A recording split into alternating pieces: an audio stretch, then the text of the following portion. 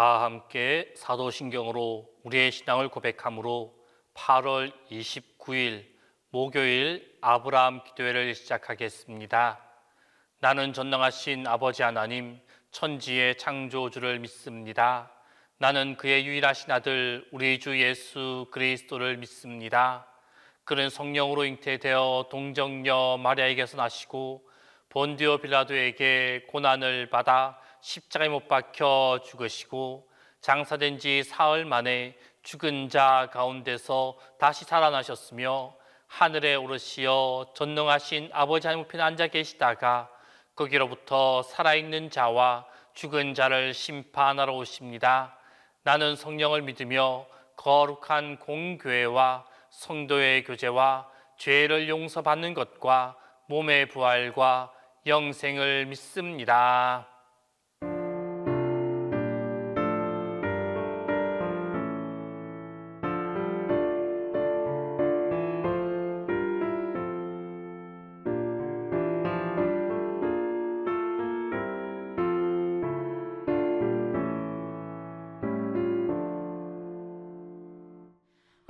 언약의 주 하나님 우리들의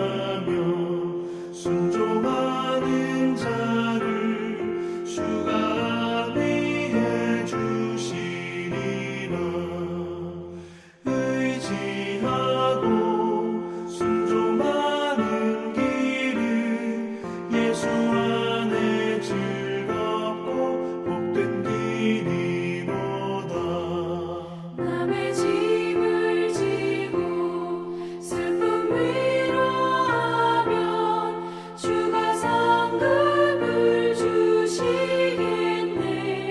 주를 의지하며 순종하는 자를 항상 복 내려 주시리라. 의지하고 순종하는 길은 예수 안에 즐겁고 복된 길이로다. 우리 받은 것을 주께 다 드리며 우리 기쁨이 넘치겠네. 주를 의지하며 순종하는 자를 은혜 풍성케 하시리라. 의지하고 순종하는 길은 예수 안에 즐겁고 복된 길이로다. 주를 힘입어서 말씀 잘 배우고 주를 모시고 살아가세. 주를 의지하며 항상 순종하면 주가 사랑해 주시리라. 의지하고 순종하는 길은 예수 안에 즐겁고 복된 길이로다.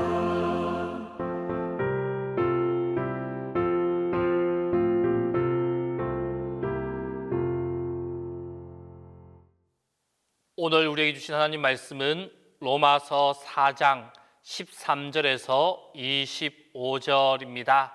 신약 성경 로마서 4장 13절에서 25절입니다. 아브라함이나 그 후손에게 세상의 상속자가 되리라고 하신 언약은 율법으로 말미암은 것이 아니요 오직 믿음의 의로 말미암은 것이니라. 만일 율법에 속한 자들이 상속자이면 믿음은 헛것이 되고 약속은 파기되었느니라. 율법은 진노를 이루게 하나니 율법이 없는 곳에는 범법도 없느니라. 그러므로 상속자가 되는 그것이 은혜에 속하기 위하여 믿음으로 되나니 이는 그 약속을 그 모든 후손에게 굳게 하려 하심이라. 율법에 속한 자에게 뿐만 아니라 아브라함의 믿음에 속한 자에게도 그러하니 아브라함은 우리 모든 사람의 조상이라. 기록된 바 내가 너를 많은 민족의 조상으로 세웠다 하심과 같으니 그가 믿은 바 하나님은 죽은 자를 살리시며 없는 것을 있는 것으로 부르시는 이시니라. 아브라함이 바랄 수 없는 중에 바라고 믿었으니 이는 내 후손이 이같으리라 하신 말씀대로 많은 민족의 조상이 되게 하려 하심이라. 그가 100세나 되어 자기 몸이 죽은 것 같고 사라의 태가 죽은 것 같음을 알고도 믿음이 약하여지지 아니하고 믿음이 없어 하나님의 약속을 의심하지 않고 믿음으로 견고하여져서 하나님께 영광을 돌리며 약속하신 그것을 또한 능히 이루실 줄을 확신하였으니 그러므로 그것이 그에게 의로 여겨졌느니라. 그에게 의로 여겨졌다 기록된 것은 아브라함만 위한 것이 아니요 의로 여기심을 받을 우리도 위함이니 곧 예수 우리 주를 죽은 자 가운데서 살리신 이를 믿는 자니라. 예수는 우리가 범죄한 것 때문에 내줌이 되고 또한 우리를 의롭다 하시기 위하여 살아나셨느니라. 오늘 이 시간 우리가 읽어보았던 본문 말씀은 아브라함과 그의 후손이 세상의 후사가 되리라는 언약을 받은 것, 그 역시 율법의 행위와 관계없이 믿음으로 된 것이다 라는 것과 하나님께 의로 인정된 아브라함의 믿음의 내용, 곧 하나님께 의롭다 함을 받은 자에 대하여서 말씀하고 있습니다. 이 오늘 본문 말씀 가운데 18절로 22절 말씀은 믿음의 진수가 무엇인지를 아브라함의 사례를 통해서 우리에게 알려주고 있는 말씀입니다. 사도 바울은 18절 말씀에서 아브라함이 바랄 수 없는 중에 바라고 믿었다라고 가르치고 있습니다. 여기에 보면 바랄 수 없는 중이라는 표현이 나옵니다. 이 표현은 당시 아브라함이 도저히 아이를 가질 수 없었던 그 상황을 묘사하고 있는 말씀입니다. 그리고 이후 19절 말씀은 그 상황을 설명해 주고 있습니다. 당시 아브라함의 나이 100세를 바라보고 있었습니다. 사라의 나이 또한 90세를 바라보고 있었습니다. 그런 때 하나님께서는 그에게 후손을 약속해 주시고 또한 그를 통해 아브라함의 자손이 하늘의 별과 같이 무수히 많아지게 하겠다라고 약속하셨습니다. 인간적으로 보면 이 하나님의 약속 도저히 믿기 어려운 약속입니다. 소망으로 삼기에는 허탄한 것에 불과한 그러한 약속이었습니다. 그러나 아브라함은 이렇게 바랄 수 없는 중에 하나님을 믿고 하나님을 바란 것입니다. 이 아브라함의 믿음이 의로 여겨졌습니다. 흔히 세월은 사람의 나이와 함께 가속도가 붙는다라고 말합니다. 10대, 20대, 그때는 세월이 왜 그렇게 더디게 흐르는지 모릅니다. 왜 그런지 아십니까? 그때는 세월이 10km, 20km의 속도로 달리기 때문입니다. 하지만 30대, 40대가 되어보면 세월은 30km, 40km의 속도로 흘러갑니다. 그렇게 흘러가던 것이 60대가 되면 60km, 70대, 80대가 되면 70km, 80km가 아니라 아예 KTX가 된다라고 말을 합니다. 또 60대는 1년이 다르고 70대는 한 달이 다르며 80대는 하루가 다르다라는 말이 있습니다. 이러한 것들이 무엇을 말해주고 있는 것인지 아시겠습니까? 바로 아브라함이 처해 있던 상황이 최악이었다라는 것을 반영해 주고 있는 것입니다. 아브라함에게 주어진 상황, 말 그대로 최악이었습니다. 그런데도 그는 그러한 자신의 상황을 바라보지 않았습니다. 물론 여기에서 바라보지 않았다는 것은 현실을 완전히 외면하고 그 현실에서부터 도피하며 살았다라는 그러한 말은 아닙니다. 19절 말씀은 분명히 아브라함이 그 최악의 상황을 알고 있었다라는 것을 증가하고 있습니다. 아브라함은 현실을 도피하는 의미에서 현실을 바라보지 않은 것, 그것은 아닙니다. 오히려 그런 면에서는 그는 현실을 누구보다 더욱 직시하고 있었습니다. 정확하게 자기가 지금 처한 상황이 어떠한지를 인지하고 있었습니다. 자기가 얼마나 불행하며 불가능한 처지에 있었는지 그것을 바로 보고 알고 있었습니다. 다만 이 불행한 현실에 압도당해서 자신의 믿음이나 소망을 매몰시켜 버리지 않기 위해서 그것을 바라보지 않았던 것입니다. 그리고 그는 도리어 하나님의 약속을 믿었습니다. 자신의 상황, 자신의 처지, 그런 게 관계없이 하나님께서 약속하신 것, 그것을 또한 능히 이루어 주실 것이다 라는 그 확신을 바라보고 살아나갔다라는 것입니다. 성도 여러분, 이것이 바로 아브라함이 가졌던 믿음의 진수입니다. 이 아브라함의 믿음이 바로 의로 여겨졌습니다.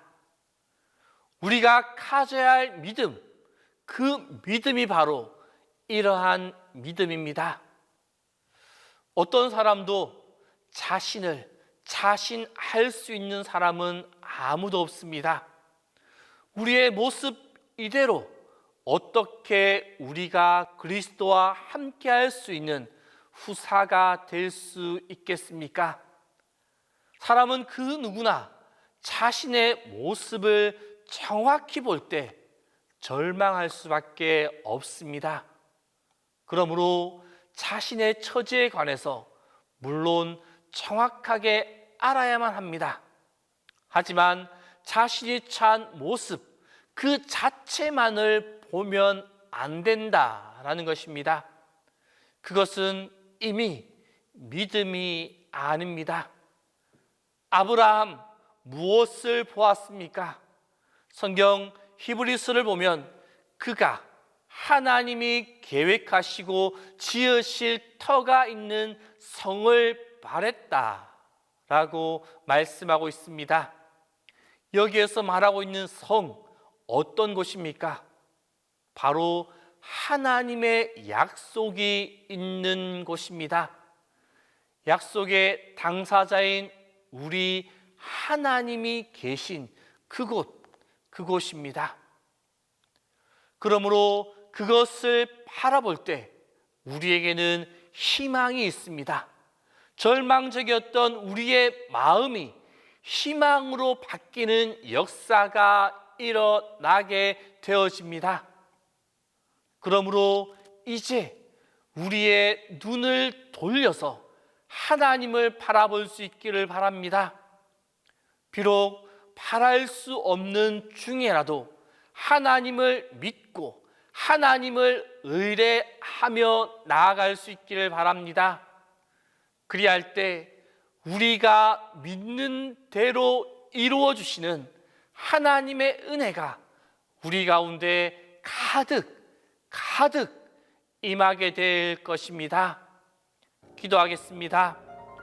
오늘 이 시간 기도하실 때 첫 번째로 신실하신 하나님의 약속을 믿고 나아가는 우리의 삶이 되게 해달라고, 두 번째로 우리의 삶에 주님의 인도하심이 가득하게 해달라고, 세 번째로 동신교회와 담임 목사를 위하여 이 시간 함께 기도하겠습니다. 신실하신 하나님, 우리가 이 땅을 살아가면서 하나님의 신실하심을 바라보게 하여 주옵소서. 우리의 눈이 신실하신 하나님을 바라보게 하여 주옵소서. 나에게 말씀하시는 하나님의 음성을, 하나님의 약속을 굳게 믿고 나아가게 하여 주옵소서. 신실한 믿음 가운데 하루하루를 살아가는 삶이게 하여 주옵소서. 힘들고 어려운 상황 속에 거하게 될지라도 그 속에서도 약속을 이루실 하나님만 믿고 의지하는 우리가 되게 하여 주옵소서. 그리하여 우리에게 하신 믿음대로 이루어 주시는 신실한 하나님의 은혜가 우리의 삶 속에 충만하게 임하게 하여 주옵소서. 우리의 연약함을 아시는 주님, 우리를 도와 주옵소서. 잘못된 길로 나아갈 때 우리를 책망하시어 우리를 바른 길로 들어서게 하여 주옵소서. 하나님의 말씀을 읽고 들을 때 우리를 진리 가운데로 인도하여 주옵소서.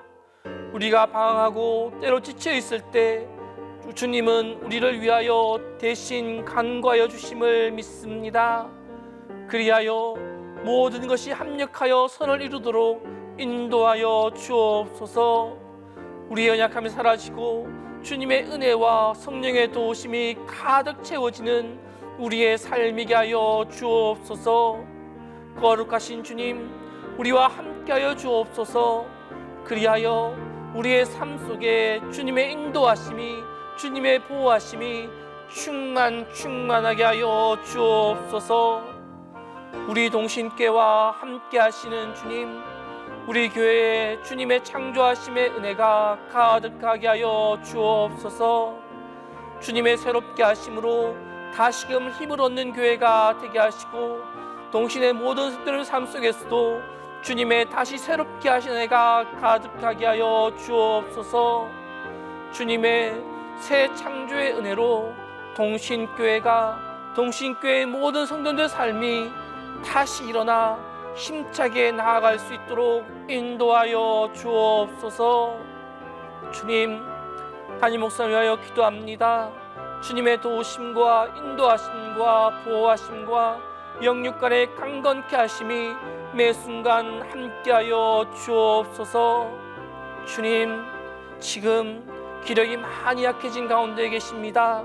약해진 기력이 다시금 힘을 얻게 하시고 그 마음에 평안을 허락하여 주옵소서. 이제는 주님께서 가르쳐 주신 기도를 다 함께 하오니, 하늘에 계신 우리 아버지, 아버지의 이름을 거룩하게 하시며 아버지의 나라가 오게 하시며 아버지의 뜻이 하늘에서와 같이 땅에서도 이루어지게 하소서. 오늘 우리에게 일용할 양식을 주시고 우리가 우리에게 잘못한 사람을 용서하여 준 것 같이 우리 죄를 용서하여 주시고 우리를 시험에 빠지지 않게 하시고 악에서 구하소서. 나라와 권능과 영광이 영원히 아버지의 것입니다.